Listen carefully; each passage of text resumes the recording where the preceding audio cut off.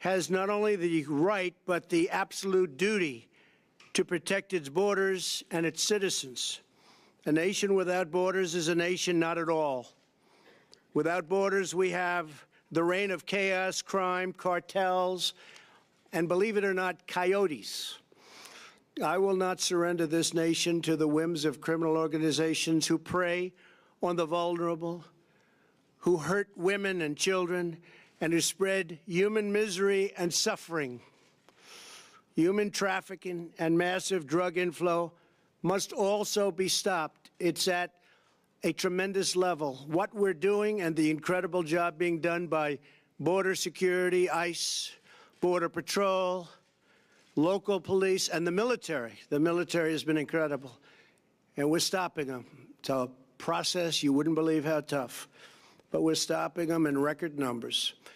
At this moment, there is a debate over funding border security and the wall, also called, so that I give them a little bit of an out, steel slats. We don't use the word wall necessarily, but it has to be something special to do the job. Steel slats. I've made my position very clear. Any measure that funds the government must include border security. Has to. Not for political purposes, but for our country, for the safety of our community. This is not merely my campaign promise. This is the promise every lawmaker made. It is the solemn promise to protect and defend the United States of America, and it is our sacred obligation. We have no choice. For decades, Washington abandoned this commitment and allowed millions and millions of people to enter our country illegally and over the objections of the American people. No one voiced or voted for a policy. No one endorsed this policy, and no one ratified this policy. It was a total assault on our democracy itself. Illegal immigration costs our nation $275 billion a year. You hear many different numbers. You can say billions and billions, but the number that I hear most accurate is $275 billion a year at least, millions of jobs and thousands of innocent lives. More than 90% of heroin comes across our southern border. Heroin deaths have tripled since 2002.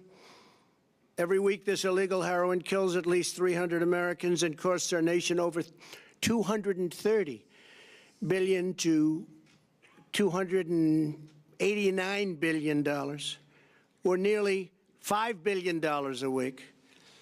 I spoke with President Xi of China, and he has agreed to make fentanyl another one of the big, big problems. And probably, I think it's just gone to number one, kills 80,000 people a year in our country. He's going to make that a major crime in China. And if you get caught, you pay a major penalty. It's called the death penalty.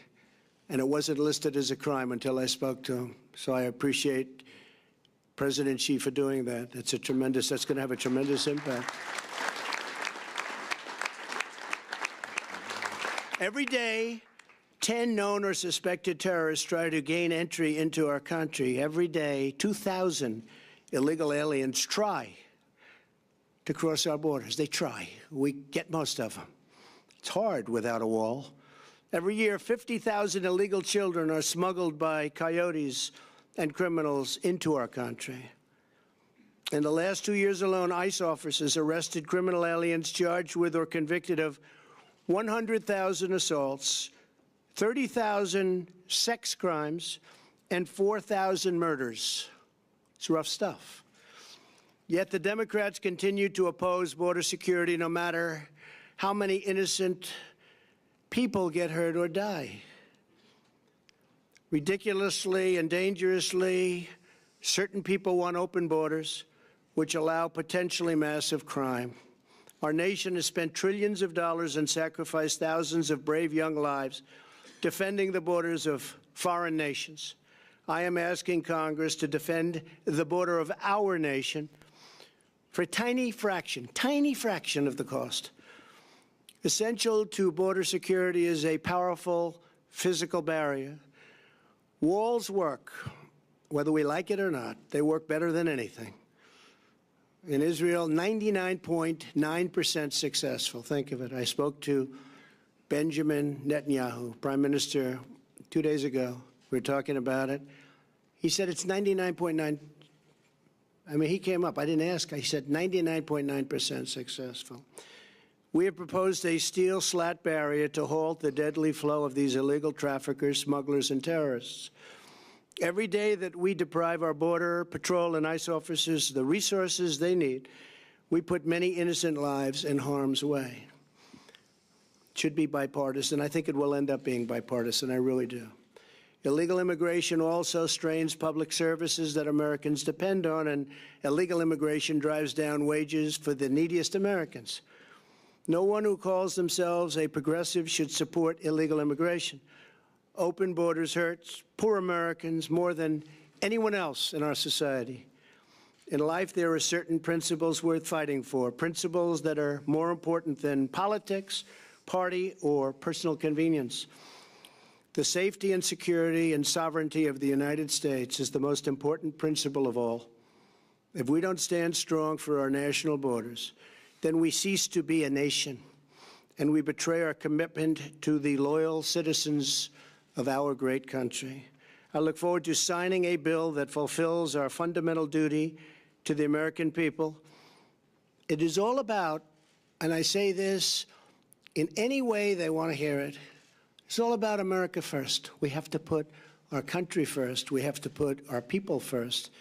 And we have to put safety first. So thank you all very much. And we'll be working on that.